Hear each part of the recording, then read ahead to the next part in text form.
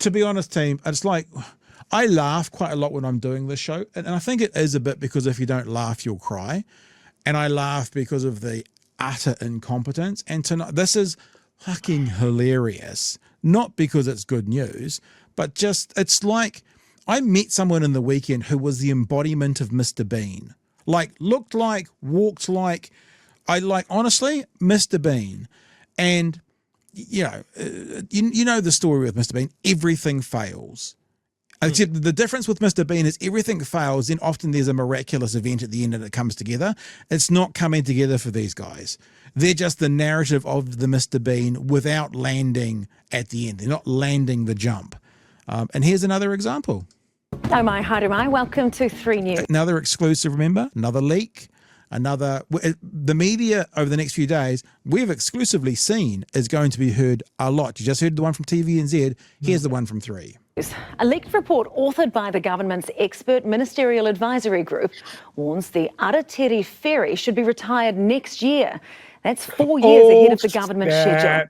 Next year. Now, remember, I tweeted this today, but next year is based around this government saying 2029. Remember, they haven't found a ferry. They haven't identified a ferry. They haven't purchased a ferry. So how the hell they know they can have a ferry in 2029 is beyond me.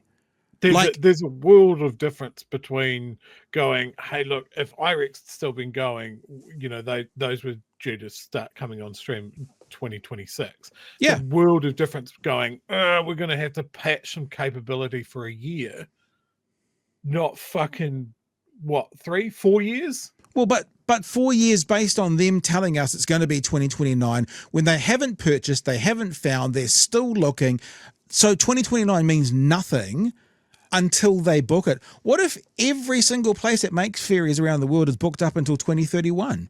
They don't know that yet because they haven't done it. So this 2029 date is arbitrary. Yes. It's like me saying I'm going to be living in a house I build by the end of next year. Oh yeah, Pat, have you got a section? Nope.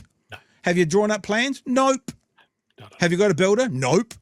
But I'm going to be in that house that I'm going to build by the end of next year. It's literally exactly what they've just said. So that 2029, if you haven't heard it anywhere else, you heard it here first, is utter horse trap. I said trap instead of crap because I'm trying to be clean. And as Kieran says, they knew that when they had that press conference last week. Yep. They knew it and they didn't say anything. So let's have a listen to what the actual leak's about. It says to accommodate the construction of a new wharf at Picton, it won't be possible for the Aratiri to continue to operate through to 2029. So it's not going to be able to be used at the port. So I'm thinking some kind of diving board, maybe one of those inflatable slides like you get on but you will be able to get on it, it would seem, in Wellington, but not get off it in Picton. We'll recreate the beach landing scene of Saving Private Ryan on every ship, on every journey. It'll be great. The report obtained by 3 News also details the potential costs of replacement ferries. Senior political correspondent Jenna Lynch has the exclusive details. Exclusive. After her excursion onto the beach at Picton in June, the Aratiri has been running mostly without incident. And the government's been saying the ship would be in ship shape until 2029. We need new ferries in place by 2029. But tonight, 3 News can reveal that just 2 days... Just point that. We need new ferries online by 2029, not we'll get or we have. Very important news. We need, right? We need. How are you going to get them? Have no information about that. We need doesn't mean we'll have. We need new ferries in place by 2029. But tonight, 3 News can reveal that just 2 days before the grounding, the government's expert ferry group had advised them the ship would need to be retired next year. Not because of its condition, but because there'll be nowhere to dock her. A leaked report authored by the government's expert ministerial advisory group warns operating Aratiri until 2029 is simply not possible, as the wharf and linkspan upgrades will need to be completed for the arrival of the new ships. With the Picton Wharf at the end of life in 2029, work needs to start in 2024 on agreeing requirements for construction of a new wharf, including retiring the Aratiri in 2025. So basically, whānau, what they're saying is we either stop the Aratiri next year so we can build in preparation for the next one, or we'll keep the Aratiri going up until 2029 and then the new ferries will have nowhere to port. They're the options. Right now, that's what they're saying. And as Chewie said twice, they knew this before the press conference where they just spread lies to the nation. They knew this and they didn't choose to tell us, which is probably why someone's chosen to leak it. Can all three of the ferries run to 2029? As I understand it, what I've heard from Kiwi Rail is yes, that they go out to 2029. Oh my God! We talk about if he stutters, he's lying. Was that not the worst of all times? That felt like it took 30 seconds to get through. That's his tell. Here we go. Teddy in 2025. Can all three of the ferries run to 2029? As I understand it, what I've heard from Kiwi Rail is yes, that they go out to 2029. Oh my God, please, Mr. Luxon, can you come around and play some poker with us? Please, please, please. I'll bet you your Tesla. Come around and play some poker with me, please. Chewie, you going to say something? So let's recap here, right?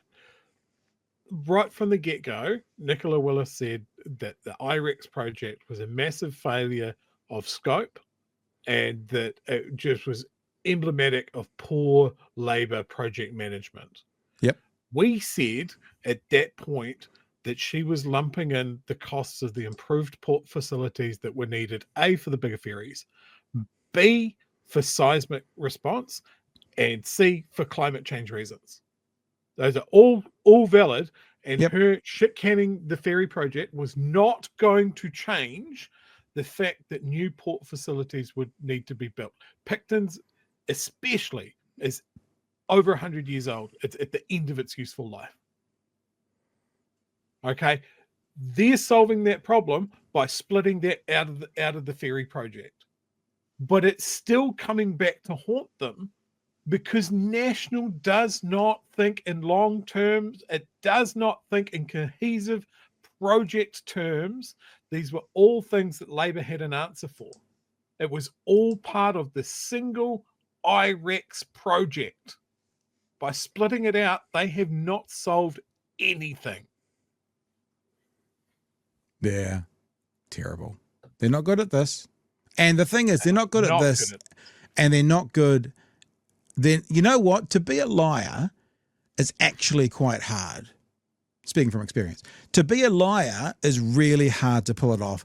And there's a saying, and I'm going to butcher it, something like, you know, you have to have everyone eventually gets caught out from being a liar because of their memory. You actually have to have the best memory in the world to be a liar, to remember what you've said. These guys don't lie well. They don't govern well. They don't politic well, and they don't lie well, and we can see it, especially Luxon when it comes to the splutter.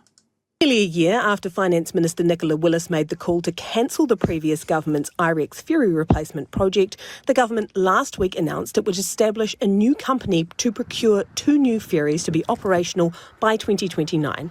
In the leaked report, which they've got no evidence they're going to be able to have them done by 2029 because they haven't bought one or found one or identified one. In fact, they've actually said if a better option comes up in the next 6 months, we might go with that one. Literally nothing.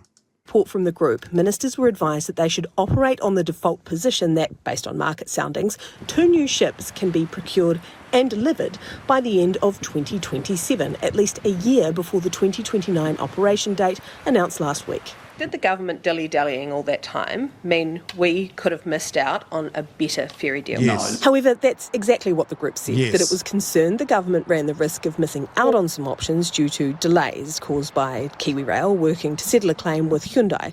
The suggested mitigation was to ensure a decision on whether to proceed with a closed tender by the end of July, so that a contract could be agreed by the end of October. I understand a decision was due to be made at the end of July, so what took so long? Well, again, we're working backwards from when the ferries need to be replaced, and if we make the decision on procurement, final decision in March, we've got plenty of time and a window to make that decision. In the report, ministers were provided a commercially confidential list of indicative ship prices and potential delivery dates. The cheapest option was $282 million per ferry, with delivery dates of September 2027 for the first vessel and December 2027. $282 million each. Yes. 550 million for 2 built from scratch, our conditions, fully rail-enabled ferries. Yes. Maths is a funny thing, isn't it? Shall we get going? For the second, the most expensive option listed was $688 million per ship, with both to be delivered in the Per ship. This is our point- money. They're 1.3 fucking around. 1.3 billion. Remember the last guys, weren't the last ones for both of those massive, state-of-the-art, world-class ones, the total was about 400, wasn't it? Just for the ferries. It was less than 560. No, they said 9, didn't they? No, it was about the same. It was about 560 for the IREX, and it was about 900 we were being told previously. This is just mental. Yeah, all right. This is beyond incompetent. Get to this. second half of 2028. 3 News revealed last week that Cabinet had agreed to set aside $900 million as a tagged contingency to buy new Cook Strait ferries. Are you absolutely confident that Kiwis are getting a better deal than IREX? Yes, I am. Yes. Time will tell. Based But on why? what? Yeah, why? Why? What's the reason? What's your yardstick? Oh my God. Like, I don't know what to say. This is like a year ago, we were talking about what a bad decision this was. 6 months ago, we were talking about what a bad decision it was. That they wouldn't be able to find the ferries because there's none for sale. So it would be new ferries, and that they'd be smaller and less capable for more money. We called it months and months and months ago, and these mugs still think that nobody's worked that out. But like Nicola said that she had discharged her duty on the ferries. The arrogance of these people. It's that combination of the arrogance and the utter incompetence and outright corruption in everything that they do is galling. Like you said, you've got to laugh about it, right? I put out something very similar on Blue Sky today of like, you got to laugh, right? Asterix. You've got to laugh because it's either that or rioting. Yeah. Like this, like they're not listening to anyone. They're not listening to the taxpayer. They're not listening to anybody that actually has expertise in whatever area they're meddling with. In this case, the ferries. Like, I'm sorry, does Nicola have any sort of qualification in mass transit or shipbuilding? Yeah, she's got an English degree.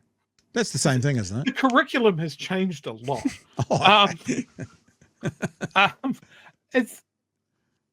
That'd be fine if it, well, it wouldn't be fine, but it would be better if it wasn't paired with the arrogance.